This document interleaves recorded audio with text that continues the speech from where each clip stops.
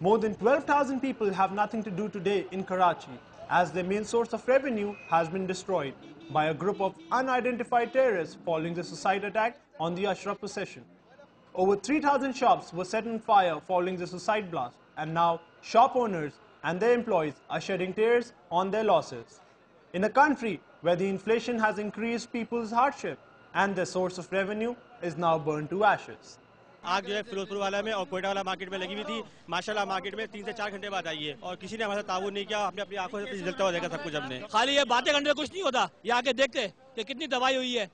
2,500-3,000 दुकानें गई हैं। हम हमारे जितने भी बड़े हैं वो सारे स्टेप लेंगे, वो सारा कुछ कर लेंगे। यहाँ पे हमने रोड बंद कर देंगे, टेंट लगाएंगे, हम कारोबार इस रोड पे करेंगे जब तक हमारा कुछ नहीं होता। अभी तक आग लगी हुई है, तीसरा दिन है, 3 दिन हो गए भूखे प्यासे यहाँ खड़े हुए। 3 रातें, तीसरा दिन हो गया आज यहाँ पे भूखे प्यासे खड़े हुए। हमारी दुकान से कोई 8-10 आदमी बेरोजगार हो गए, जिससे जो लगे हुए थे, मजदूरियाँ करते थे या दूसरे तरीके से हमारे साथ जुड़े हुए थे, उसके वो सब बेरोजगार हो गए।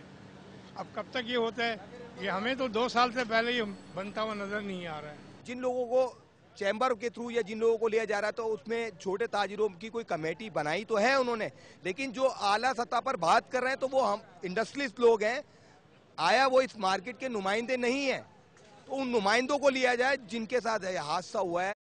Now, the question is, who are these people and how much of a threat do they pose to Pakistan? First, it was the Taliban striking the people of Pakistan, but now a new unidentified force will be striking the people of Pakistan. So, what now? How much of a pain is left to be bared by the people of Pakistan? And why do they have to bear this pain? That element of planning ahead of them, that vision was not seen there, that was clearly missing. So it looks like that the law enforcement agencies, the Department of Police, the Home Department, maybe in the morning they thought that this was not happen. So they were not planned. The federal government is conducting inquiries after inquiries, setting up committees after committees and promising strict actions, but they have failed to resolve any issue relating to terrorism. In the last 500 bomb blasts in Pakistan, the government has failed to yield any results or conclusions.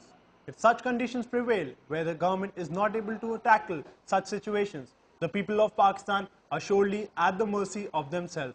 And such unidentified elements which we saw will keep on playing an active role in destroying law and order in Pakistan. This is not the first time that we see such an attack following a blast. More than 30 to 40 people died in that blast, but the hidden story was that over 10,000 families' bread-earning income has gone down. They have no sources of income, and here they lie looking at what used to be their revenue source. All the demand that they have placed is that the government should allow them to actually rebuild their shops, rebuild their offices, so they can start up their lives again. This is Ahmed Jung reporting for Dawn News, Karachi.